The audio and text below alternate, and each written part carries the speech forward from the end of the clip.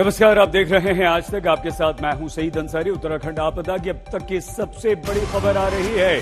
मरने वालों का आंकड़ा यहां पर बढ़ गया है और मरने वालों का आंकड़ा पहुंच चुका है 18 तक। तो ये एक और बड़ी खबर आ रही है। 2 और शव बरामद हुए हैं। मरने वालों की संख्या अब 18 हो चुकी है। टनल में अभी भी 30 लोग फंसे होने की आशंका जताई जा रही है और ये खबर लगातार डराती है क्योंकि आंकड़ा बढ़ रहा है। दूसरी टनल में लगातार रेस्क्यू ऑपरेशन चल रहा है। उत्तराखंड आपदा में सबसे बड़ा रेस्क्यू ऑपरेशन इस समय चल रहा है।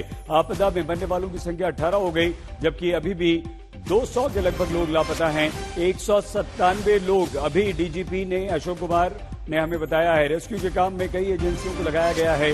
तपोवन सुरंग में रेस्क्यू का काम काफी मुश्किल भरा है क्योंकि यहां पर मलबा बहुत ज्यादा है। रास्ता सिर्फ एक है, मलबे को हटाने, उसे वापस बाहर फेंकने और फिर आगे बढ़ने की कवायद लगातार चल रही है।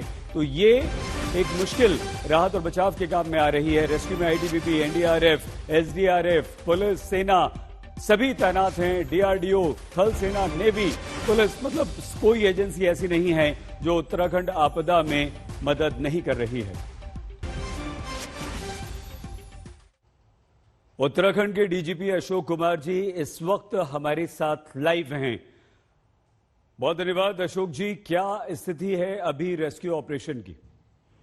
जी, रेस्क्यू ऑपरेशन की स्थिति ये है कि लगभग 100 मीटर तक टनल में हम लोग चले गए हैं। उसके आगे हमने एनडीआरएफ, आईटीबीपी, एसडीआरएफ और आर्मी की टीमें उतारी हैं। वो और करीब 15 मीटर तक जा पा रही हैं। उसके आगे स्लश उन्हें नहीं जाने दे रहा है। तो अभी हमें मलबा और हटाना है। ऑपरेशन जारी है।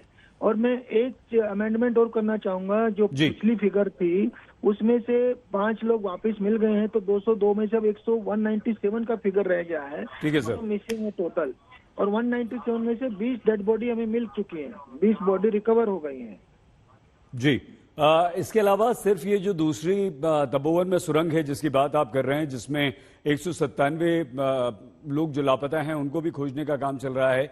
कहीं और भी ऐसे लोग हैं, आशंका है, जो फंसे हुए हैं सर, जहां आप रेस्क्यू ऑपरेशन चला रहे हैं?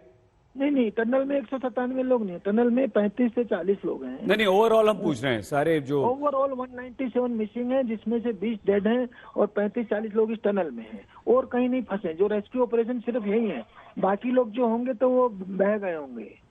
जी, तो ये ऑपरेशन में तकलीफें क्या आ रही हैं आपको? बहुत ज्यादा मलबा वहां पर है, इस वजह से तकलीफ आ रही है आगे अंदर जाने की? यही आ रही है कि एंट्री एक ही है, एक ही टनल है, एक से ज्यादा गाड़ी एक बार में काम नहीं कर सकती। आप समझ सकते हैं टनल की जो वो है। तो वो गाड़ी से ही उसको खोला जा रहा है। जो हमारी ये जेसीबी वगैरह मशीनें होती हैं, उसी से उसको स्लश निकाल रहे हैं, उसका मलबा निकाल रहे हैं। तो इसलिए टाइम लग रहा है। मलबा बहुत ज्यादा है अंदर। जी, मलबा ज्यादा है। तो क्या वो जो दूसरी टनल में जो लोग फंसे हुए हैं, क्या वहां तक कोई कम्युनिकेशन है, कोई बातचीत हो रही है या सिर्फ उन तक पहुंचने की अभी कोशिश है सर? कोई कम्युनिकेशन नहीं है। वहाँ कोई सिग्नल नहीं है, वहाँ कोई लाइट नहीं है, कोई कम्युनिकेशन नहीं है। दूसरे एंड पे भी पूरी तरह से मलबा है, इस एंड पे भी। वो वहाँ से तो पानी और मलबा आया ही था। ये एस्केप रूट है, इस पे भी मलबा घुस गया है। तो इसको हमें उम्मीद है ये जल्दी 180 मीटर के बाद एक बेंड है, उसके बाद मलबा कम होना चाहिए। तो तब हमें उम्मीद है अगर वहां तक खोल लेंगे तो हम हो सकता है कि लोगों तक पहुंच पाए। हम भी उम्मीद करते हैं कि आप जल्द से जल्द वहां पर पहुंचे। लेकिन जिस तेजी से ये काम चल रहा है, रेस्क्यू का काम चल रहा है, आपको लगता है कि आज कितनी देर में आप उस 180 मीटर तक पहुंच जाएंगे और उसके बाद आपका काम आसान हो जाएगा सर? देखिए, मुझे उम्मीद तो है कि लेट नाइट तक हम वहां तक पहुंच जाएंगे। बट अगर क्या पता उसके आगे बेंड के बाद में मिला तो हो सकता है कल सुबह हो जाए। प्रयास हमारा रहेगा आज रात इसको करें। सर, ये तो इस दूसरी टनल की बात हुई जहां पर आप रेस्क्यू ऑपरेशन चला रहे हैं। लेकिन वो जो आप बता रहे हैं कि 197 लोग अभी भी मिसिंग हैं, लापता हैं पूरी आपदा में, उन लोगों को ढूंढने का क्या कोई ऑपरेशन अलग से चल रहा है? जी, मैं बता दूं, 197 में से 20 डेड बॉडी मिल चुकी है और 35 से 40 लोग इस टनल में हैं। तो कितने रह गए आपके? तो 140 के करीब रह गए जी। तो ये लोग जो है, इनके लिए हम पूरा रिवर बेड है उसको तलाश रहे हैं। या तो वो रिवर में बहे हैं या कहीं मलबे में दबे हैं। ठीक है, तो उसके लिए तलाश सर्च अभियान जारी है। कौन कौन सी एजेंसीज, जैसे लगातार एनडीआरएफ, एसडीआरएफ, आप पुलिस तो पहले दिन से उसी समय से मौके पर लगी हुई है, ये सब लगे हैं और क्या क्या आप एफर्ट्स कर रहे हैं सर इस वक्त कि जो लोग टनल में हैं कम से कम उन्हें जल्द से जल्द बचाया जा सके?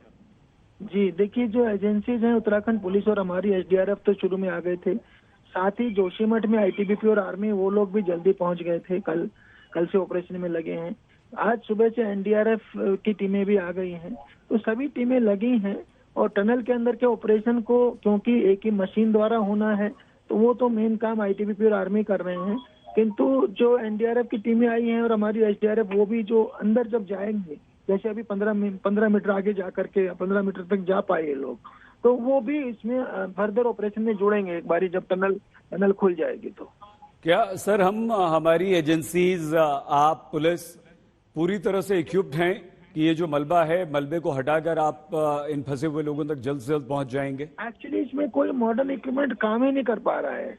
बिल्कुल एक प्रकार से आप समझ लीजिए जैसे एक मलबे को हटाना है डोजर से, वो काम हो रहा है। और वो भी एक ही टनल है, एक ही एंट्री, एक ही वही उसी साइड से वापस एग्जिट करना पड़ रहा है।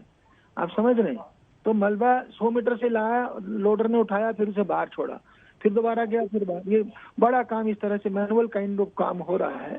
तो इसमें और कोई इक्विपमेंट मुझे यूजफुल नहीं लग रहा। ये जो जिस तरह से काम चल रहा है सर, आपने बताया जो मॉडस ऑपरेंडी आपने अपनाई है, और ये उम्मीद आप कर रहे हैं कि आज शाम तक, रात तक पहुंच जाएंगे? क्योंकि जैसे ही शाम होती है सर, अंधेरा ढलने लगता है। आपके काम में और तकलीफें आती हैं क्या? आती हैं। कल भी परंतु हमने लाइट लगा करके किया था काम। आज भी हमें उम्मीद है करेंगे, जरूर करेंगे, और नहीं तो कल मॉर्निंग तक तो जरूर हमें सफलता मिलनी चाहिए, ये हमें उम्मीद है। क्या अशोक कुमार जी, अभी पूरा फोकस आपका इस दूसरी टनल में जो लोग फंसे हुए हैं उन्हीं को बचाने पर है? नहीं, रेस्क्यू ऑपरेशन यहाँ पर है, बाकी जगह सर्च ऑपरेशन है। अपस्ट्रीम में रिलीफ ऑपरेशन है। जो अपस्ट्रीम है, जहाँ से ब्रिज टूट गया है नीति घाटी का पूरी का, उसके ऊपर 13 गांव हैं, उसमें लगभग 2500 के करीब पॉपुलेशन है।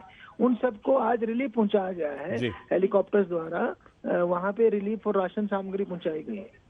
बहुत धन्यवाद सर, आप आज तक को आपने जानकारी दी। रेस्क्यू रिलीफ अपस्ट्रीम में कोई रेस्क्यू नहीं है, ठीक, वहाँ सब लोग सेफ आराम से हैं, किंतु राशन की कमी हो या कोई बीमार हो, उस तरह का रिलीफ दिया जा रहा है, क्योंकि उनका रास्ता कट गया। तो रेस्क्यू रिलीफ दोनों ऑपरेशन आप चला रहे हैं। बहुत धन्यवाद आज तक से बातचीत करने के लिए अशोक कुमार जी। डीजीपी उत्तराखंड ये बता रहे हैं कि हम जो लोग मिसिंग हैं उन्हें ढूंढने की कोशिश भी कर रहे हैं, रेस्क्यू ऑपरेशन सुरंग में फंसे लोगों को बचाने के लिए भी कर रहे हैं, और राहत काम भी हमारा लगातार चल रहा है। ये तस्वीरें लगातार हम आपको दिखा रहे हैं उस ऑपरेशन की। ये दूसरी टनल है जहां पर अभी भी 30 से ज्यादा लोगों के फंसे होने की आशंका जताई जा रही है, और इन फंसी हुई जिंदगियों को बचाने के लिए ये रेस्क्यू ऑपरेशन लगातार चल रहा है।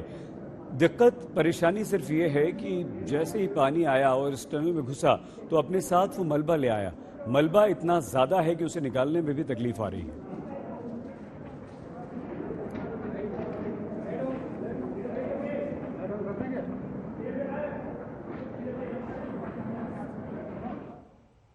तो टनल में लगातार रेस्क्यू ऑपरेशन चल रहा है, और शाम तक ये उम्मीद की जा रही है कि जहां पर लोग फंसे हुए हैं वहां तक हमारे रेस्क्यू ऑपरेशन में जुटे सेना के जवान पहुंच सकें। तो ये तो जमीन पर ऑपरेशन चल रहा है, लेकिन आसमान से भी जायजा लिया गया है। चमोली में चल रहे राहत और बचाव कार्य का जायजा हमारे संवाददाता मंजीत नेगी ने एरियल लिया है।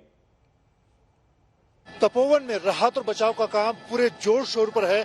हमने यहाँ तपोवन एनटीपीसी के नजदीक जो हेलीपैड है वहां से उड़ान भरी है, और यहाँ से जो नीति वैली है जहाँ पर 13 गांव कटे हैं, उन गांव की तरफ जा रहे हैं। ये नीचे आपको दिखा रहे हैं जो अलकनंदा का प्रवाह है जहाँ से, और ये ठीक नीचे देखिए ये एनटीपीसी का वो प्लांट है जो पूरी तरह से बर्बाद हो गया था जब ऋषि गंगा से जो फ्लड आया। ये पूरा काफी बड़ा जो एनटीपीसी का प्लांट है पूरी तरह से ये तबाह हो गया, और यहाँ पर अभी भी 2 टनल में लोग फंसे हुए थे। एक टनल में से 16 लोगों को निकाला गया, जबकि दूसरी टनल्स में अभी भी 30 से ज्यादा लोग फंसे हुए हैं। पूरा दिन एक तरह से दूसरा दिन हो गया जब उनको निकालने की कोशिश हो रही है। अब हम आपको दिखाते हैं किस तरह से ये जो ग्लेशियर फटा उस घाटी की तरफ आगे बढ़ रहे हैं। ये नीचे अलकनंदा जो नदी है वो आगे बढ़ रही है। आगे धौली गंगा और ऋषि गंगा दो नदियों के संगम से ये अलकनंदा का प्रवाह दिख रहा है। नीचे आप देखिए कितना जबरदस्त प्रवाह था जब कल यहाँ पर सुबह 10 बजे ग्लेशियर फटने के साथ जो प्रवाह था पानी का वो बढ़ा, और ये साथ साथ जो सड़क दिख रही है ये नीति घाटी की तरफ चीन से लगने वाली जो सरहद है, और खास तौर से इस वक्त जब चीन के साथ भारत का तनाव चल रहा है, काफी अहम सड़क की सामरिक सड़क है जहां से करीब 13 गांव और सरहद के इलाके जहां भारतीय सेना और आईटीबी की चौकियां वो जुड़ती हैं। अब हम इस अलकनंदा के साथ साथ आगे बढ़ रहे हैं। वो गाँव जो इस वक्त कटे हुए हैं, खासतौर से रेणी में जहां पर एक बड़ा पुल था जो पूरी तरह से बह गया, और यहाँ पर जो प्राइवेट ऑपरेटर हैं वो लोगों की मदद कर रहे हैं। यहाँ पर लगातार हेलीकॉप्टर से उड़ान भरी जा रही है, और इसके अलावा आज पूरे दिन खासतौर से जो 13 गांव कटे हुए हैं वहां पर इन हेलीकॉप्टर के जरिए लोगों तक राहत की सामग्री पहुंचाई जा रही, मेडिकल पहुंचाया जा रहा। कुछ लोग जो अपने गांव में फंसे हुए हैं, कुछ लोग जो यहाँ तपोवन में फंसे हैं, उनको भी पहुंचाने का काम हो रहा है। और अब आप देखिए किस तरह से ये प्रवाह था जब जो ग्लेशियर फटने के बाद अलकनंदा नदी में पूरी तरह से, और ये याद दिलाता है 2013 की इसी तरह से केदार घाटी में जब मंदाकिनी नदी और सरस्वती नदी पर जो प्रवाह, जो गांधी झील का प्रवाह बना था, उसके बाद उसी तरह के हालात बन गए थे। हालांकि इस वक्त अब पानी का जो प्रवाह है कम। ये आप देखिए ये यहाँ पर संगम है ऋषि गंगा और धौली गंगा का। यहाँ पर एक बड़ा मंदिर था और ये पुल था जो पूरी तरह से बढ़ गया। यहीं पर धौली गंगा जो ऋषि गंगा पावर प्रोजेक्ट है वो पूरी तरह से बर्बाद हो गया। हम आपको दिखाने की कोशिश करते हैं तस्वीरों में। और एक बड़ा पुल और एक यहाँ पर एक जो प्राइवेट कंपनी का पावर प्रोजेक्ट था वो पूरी तरह से बर्बाद हो गया। यहाँ पर भी करीब 40 लोग जो कर्मचारी थे वो इस प्रवाह में बह गए। उसमें से लोगों को नहीं बचाया जा सका, कुछ लोग जरूर जान बचाकर भागे। यहाँ पर 4 पुलिसकर्मी थे जिसमें 2 पुलिसकर्मी अपनी जान बचाने में कामयाब रहे। और अब हम यहाँ धौली गंगा के साथ साथ नीति घाटी की तरफ आगे बढ़ रहे हैं। ये बहुत अहम सड़क है जो करीब 13 गांवों को जोड़ती है। यहाँ पीछे पुल के टूटने से ये पूरी जो वैली है ये कट गई है। कैमरामैन रितेश के साथ मंजीत नेगी, आज तक। हवाई जहाज यानी कि मंजीत नेगी ने ये ऊपर से जायजा लिया है और तबाही के निशान साफ वहां पर देखे जा सकते हैं। तो तबाही जबरदस्त हुई है, लेकिन जैसे ही ये तबाही हुई हमारे देश के जांबाज जवान जिंदगियों को बचाने में जुट गए। कल सेना, आईटीबीपी, एसडीआरएफ, एनडीआरएफ के जवानों ने एक सुरंग में फंसे सभी 12 लोगों को सुरक्षित बचा लिया। कल 12 जिंदगियां जीत गईं। आज दूसरी सुरंग में फंसी 37 जिंदगियों को बचाने की जद्दोजहद इस समय चल रही है।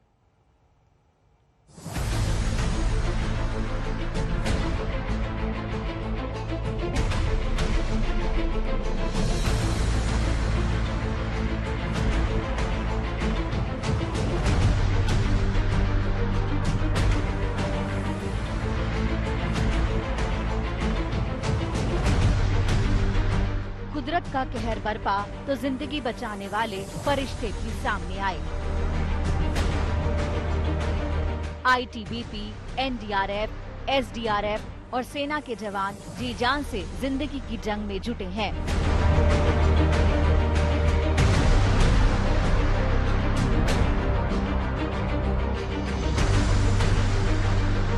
तपोवन की ये सुरंग मलबे से बंद है।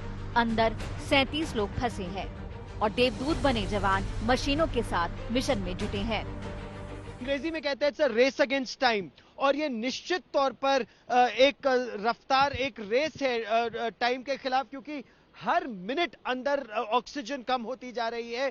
तो यहाँ पर टीमें उस एक्स्ट्रा ऑक्सीजन लेकर भी हैं कि अगर किसी तरह से तार अंदर पाइप के जरिए ऑक्सीजन को अंदर डाला जा सके वो भी करेंगे। अगर जरूरत पड़े आर्मी के डॉक्टर्स यहाँ तैनात हैं, एम्बुलेंस तैनात है, इमरजेंसी के लिए ऑपरेशन थिएटर अगर की जरूरत पड़े वो तैनात है, आर्मी एविएशन के हेलीकॉप्टर्स यहाँ पर तैनात है। बस यही उम्मीद कि कितनी जल्दी लोगों को सुरक्षित जीवित बाहर निकाला जा सके। एक एक जिंदगी को बचाने की जबरदस्त जद्दोजहद इस समय चल रही है। कोई फंसा न रह जाए। देखते रहिए आज तक।